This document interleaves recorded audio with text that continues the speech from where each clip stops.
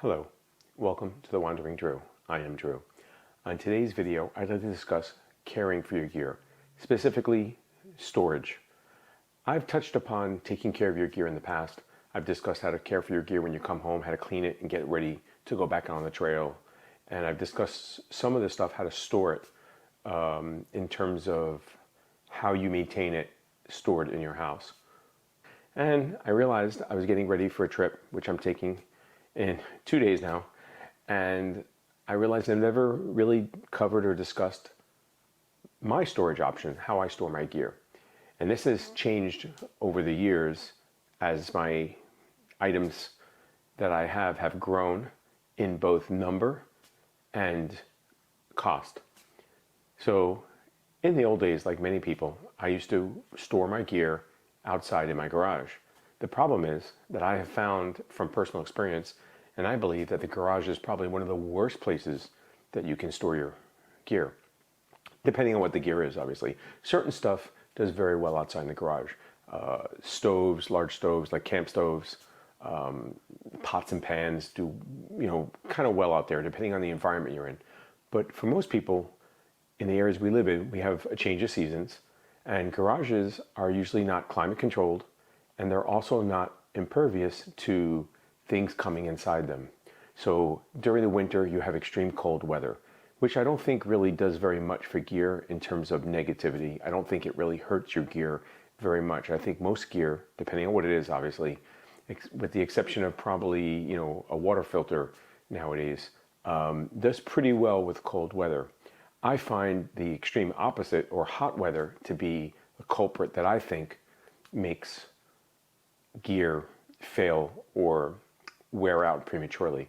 I find that the combination of the high heat and usually some high humidity wreaks havoc with my gear. So other items that are like a tent, anything that's rubber or plastic, I find doesn't do very well with the extreme heat and humidity. I find they begin to delaminate. Their exteriors become stuck to another layer, and then when you pull them apart, you have peeling or I guess a disruption in integrity, I would say. But for tents, frequently, it means that the taping that used to take place on most tents, they used to the seams where the join would be waterproofed by using waterproof tape.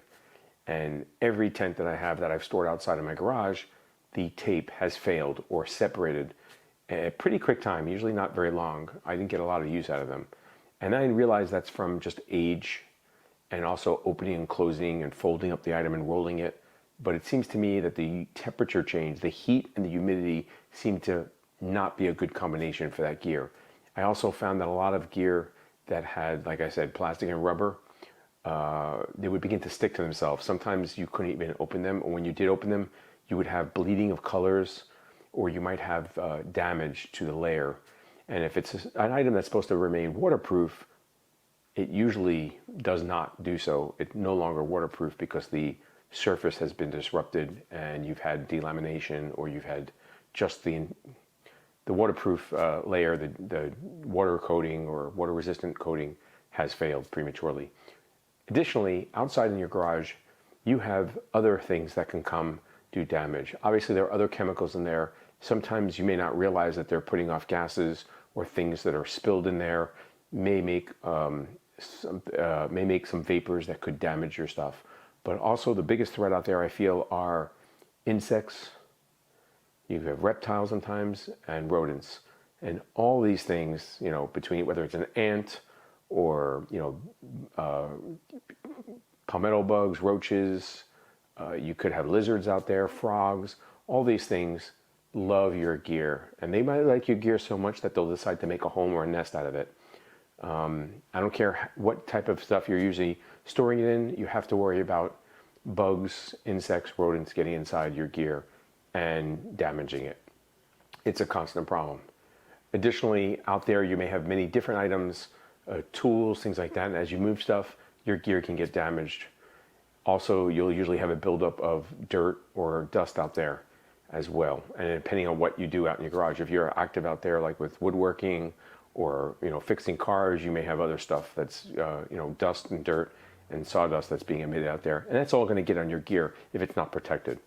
So that's the reason why I don't like keeping gear outside or in my garage. So like most people, I kept my stuff out in the garage for a very long time, especially when I did a lot of Boy Scouts, Cub Scouts kind of stuff, car camping. I still have gear that's out there, pots, pans, Dutch ovens, things like that. But those things generally are okay out there. Most of my backpacking gear, though, is very expensive, and I don't want it to be out there, so I keep it inside my house. I decided when I started buying gear back in like 2013, 2014 to hike, I started spending a lot of money on my gear. I decided that that gear needed to be in a climate-controlled, safe environment. So the first thing I did was to just pretty much keep it in my bedroom, because any place else in the house would be a problem. And it would be visible when people come over, and it was always in the way. And as my collection grew, it's no longer just a box. It became, I had two large Rubbermaid bins that my wonderful wife purchased for me, and I would store all my gear in there. And I actually had that in my bedroom. My wife kind of put up with it. And I say that because it takes up prime real estate. Your bedroom, obviously, there's not a lot of real estate in every bedroom, and it sat in between two dressers. I had two large Rubbermaid bins. They had wheels on them because they were so big. You could lift one side up and move them around, and I stacked them up on top of each other, and my gear started going in there. The problem is I have a lot of gear. My gear has grown over the years. One of those bins, basically a tent, a backpack, and a sleeping bag, will more or less fill it up. So very, very shortly, those two bins weren't enough, and my stuff was then spreading, and I needed another solution. So some of my children moved out of the house, and I did some remodeling, and as a result of that, I was left with these items behind me. These are armoires, which I was using in a room that I had made for my children to use temporarily, but it had no closet, so we used these as a closet. Once again, my wonderful wife, who is very supportive of my hiking, and repurposed these and decided to put my camping gear in here, which serves two purposes. It gets it out of the bedroom when for that, and it also makes it readily accessible and more visual. It allows it to be easier to see and to know what you have, because it's more spread out and it's more accessible. Instead of every time I went on a trip, I'd have to open up a box, start taking stuff out, and then organize it. So in my current iteration, I guess, of storage, most of the gear that's actually camping gear is kept here. Several items that are not kept here, because I have a lot of stuff. I still have a lot of that car camping gear out in my garage, but the only thing that's really still in my bedroom that I keep is the higher value, or the more items, I would say electronic items, that I use really for the channel and recording. So I have microphones, I have a tripod, I have a light or two, I have 2 cameras. All those things are generally still in my bedroom, just because they're smaller parts, they're hard to keep, and I actually use them often to record. And I just have decided to keep them there in a box. That's what I'm doing right now. So I thought I'd go through and show you what I do, where my gear is. My wife has actually put most of the gear in there. She's the organizer. I'm a clutterer. I stack things and I put things in. I know where they are. I know where my stuff is. However, it will not be organized to the average person. It will be organized to me. So I like to say I have a cluttered mind. So that outside world reflects that. But I know where my stuff is usually when I put it somewhere, but it does look unsightly. And here, if it's in these things, you can close the doors. It's not open to view. If someone walks in, it just looks like a storage space. And this is just what I do. And obviously we already had these and it was repurposed. You can do a lot of stuff on the cheap or DIY it yourself. You can take scrap wood and make a cabinet. You can use shelving. If you're lucky enough to have a spare bedroom that maybe no one uses, you can put your stuff in there, spread it out. I would love if I had a spare bedroom to be able to put like a thing on the wall with maybe hooks or pegs and spread all my gear out and keep it nice and open where I could come in and pick stuff out. I've seen people have that. It would look like a store showroom, but I don't have that space and I don't have that luxury. And I don't think most people do either. Most people have limited space and they're trying to make all their stuff stay in that space as efficiently as possible. So this actually is a good option. Now, I had filmed this video before, but I didn't like the way it turned out, so I'm going back and videoing again. So I have already taken a lot of gear out, so they're not going to be as full as they normally would because I have my stuff out for my trip, and I'm going to show you that in a little bit. But I'm going to start left to right. So what in this one, and this is basically like a closet, so it has a rod, and you can hang your gear. And in here, you'll see I have mostly stuff hanging. So it's mostly rain gear, jackets, a couple of shirts, some pants. I even have a sleeping bag liner. You can even hang a sleeping bag on a large rod. You can hang it over and let it drape. I usually have my backpack in here, but my backpack actually and my sleeping bag I already took out. This is a sleeping bag, and this is how I normally store it, uncompressed when you're not going on a trip, because you don't want it to be compressed as much. Like this is a sleeping bag as well. It's uncompressed. It's just, but they're very bulky. They take up a lot of room. Look at this. So what I might do is I might stick it in here. What I usually do is actually tie this around here, and I usually leave it hanging on this rod so that I can come and get it. So when I want it, I just take it and it goes with me. And I will repack this into my compression sack when I go hiking. And on the very bottom of the rod, there's actually a shelf, two shelves. So one of them I have stuff on, but the other one I generally use for shoes, boots, things like that. You could use both. You could fold clothes in here. And I'm sure that if I wanted to, I could probably repurpose some of this and put some additional shelves in here. There's a lot of flexibility. So you can start with something like this and then kind of tweak it to what works for you. But this is what works for me right now. Because I already had them. Like I said, these were purchased at IKEA. They were already being utilized by my children. And then when they moved out, I basically repurposed them. Or I should say my wife repurposed them for my gear. And what we have here is it's been roughly organized. So up here I have a bare vault, but this is all usually cooking. So this is fuel, stoves, stuff like that. I have a little first aid kit, a lot of first aid stuff here. I have some meds, just in case, things like that. Like Body Glide, I have powders, mostly first aid stuff. Down here I have some permethrin spray, I have some hand warmers, I have water filter, the actual water filter. Here's my Sawyer, recognize it. Here's my GPS, I keep it here. Other stuff, lighters. Here's the water bags for the bladders, or I use. So for my Be Free, the Canada Be Free. Here's the CNOC bag I just used on my last trip. I wasn't very happy with it. I have some insect repellent. On the very bottom, I have miscellaneous stuff. It's just a tarp or two and some storage bags and miscellaneous things you get with when you purchase stuff. I have gloves, hats, things like that on the very bottom. That's it. One of the reasons why, I just want to cover, one of the reasons why this pack is up here is because it's airing out.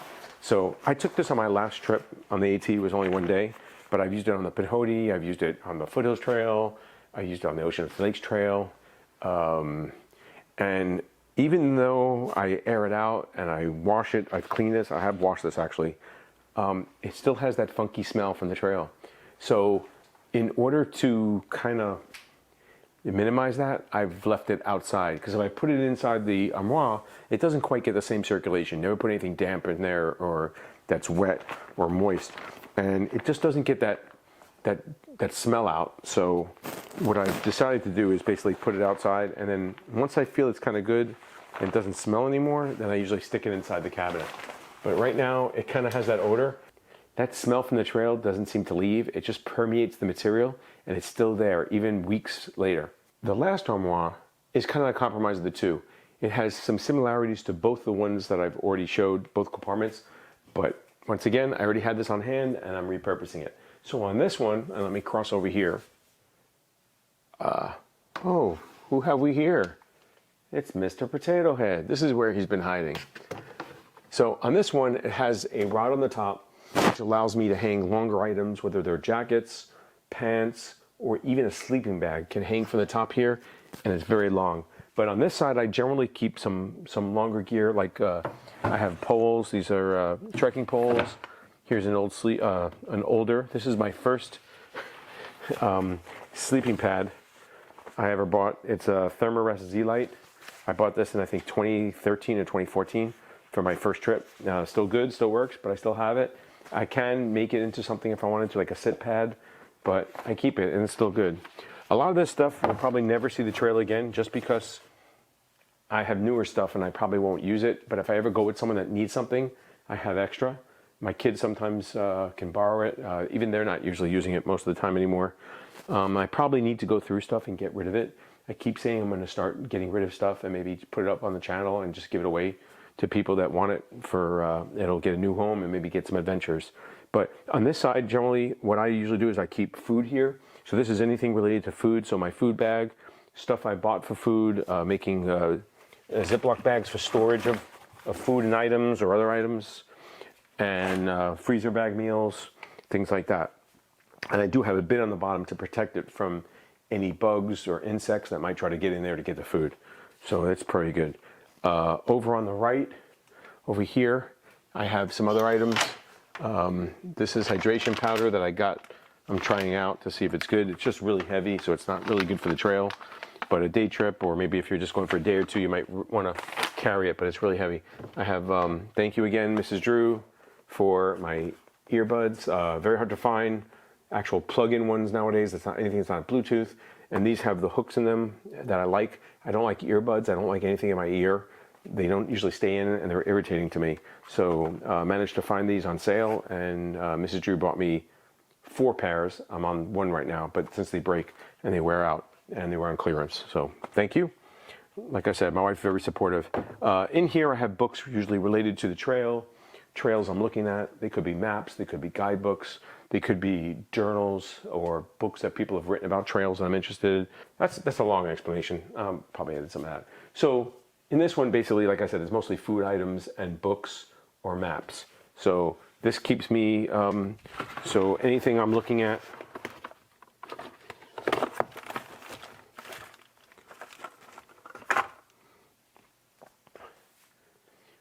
so in addition to the food items over here, I have, beside Mr. Potato Head, I have a couple of my headphones that I'm storing here just because they're in the boxes and they're easy to find.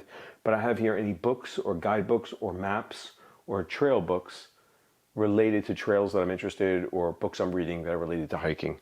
And I usually keep them here. And I'm having a problem now where I run out of room. There's obviously still storage space in here, but it's just not conducive to keeping all the items that I have. So that's it. What I like about this system is, one, it gets it out of view and it hides it. So if people are coming over, I can take that pack, throw it in here. No one sees it, they just see a storage area. What it also allows me to do is when I'm getting ready to go on a trip, I can organize my gear by going down a list and just pulling the items as I go along. So generally, how this would work for me is I would have a gear list. And in this case, I'm getting ready for my TSX challenge, which I'm going to do another video on. And here's my gear list that they recommend. So I'm using their gear list to make sure I have everything that they say that I should have and recommend bringing, along with some optional items. So what I do is I go down the list, and as I need an item, I take it, like, okay, pack. So I would take my pack, and I take it. And what I do is I actually stick it in a laundry basket. And that allows me just to throw everything. I throw everything in a laundry basket. But this is a rough kind of process. So sometimes I will actually pick more than one item of the same item. So for instance, if I'm looking at, so this is a rough process. So sometimes I'll actually pick more than one. So if it's clothing, it might say t-shirt. I might look and say, you know what, there's 2 short sleeve shirts I like here. I'm gonna put both of them in here. When I go to pack the next time, as I go through, I'll go through the list again.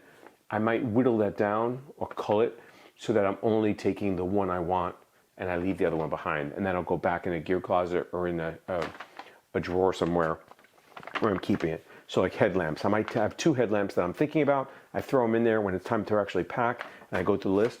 I will pick one of them. One of them gets, wins and gets to go into the pack. The other one gets to go back in the gear closet. And what I do is I just stick all those items into a laundry basket because it's easy and fast. I used to use a box, but then it gets cluttered, and then I keep the box, and eventually the box falls apart. That's basically what I do. So I do that. Anything that I can't find, I either mark or highlight. Sometimes I write notes on the back, like in this case, make sure I bring certain items, any questions I may have that I want to research maybe, like, okay, do I need insect repellent at this area that I'm going? Is it known for being buggy or not? Or anything I'm left to do, like things I still need to buy.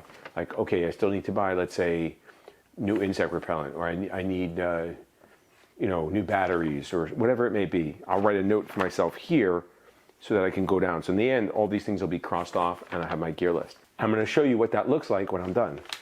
So voila, this is what my gear for my upcoming trip to California. This is all the gear that's going to go in my backpack.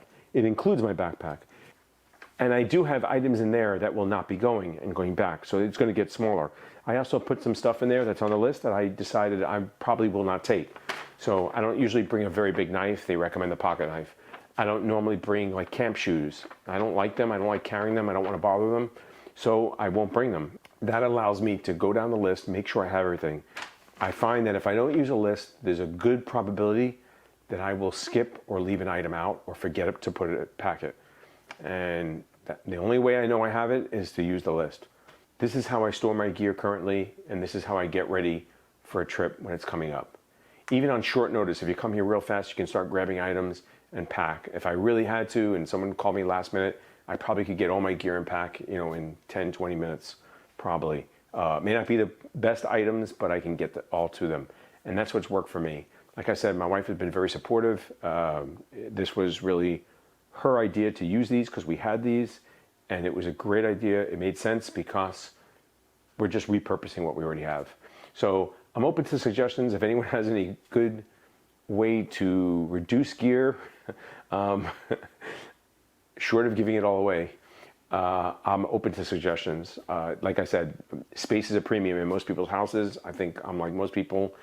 We don't have a lot of extra room, and while camping and hiking is very important to me currently, I seem to be doing it more and more, obviously making the videos and going places, I needed a place to store my stuff. So this is a good solution that works for me. Doesn't mean it's going to work for you. You might do something else differently, something better, or something that just is working for you, and that's fine. Let me know in the comments below if you have suggestions or what you're doing for your gear. I'm always open looking for new solutions. If there's some products out there that help organize things a little better, always looking for those products. If you like what I'm doing, please leave a comment below, give me a thumbs up. And if you like what I'm doing and want to support me, feel free to subscribe. You can do a lot of stuff on the cheap or DIY.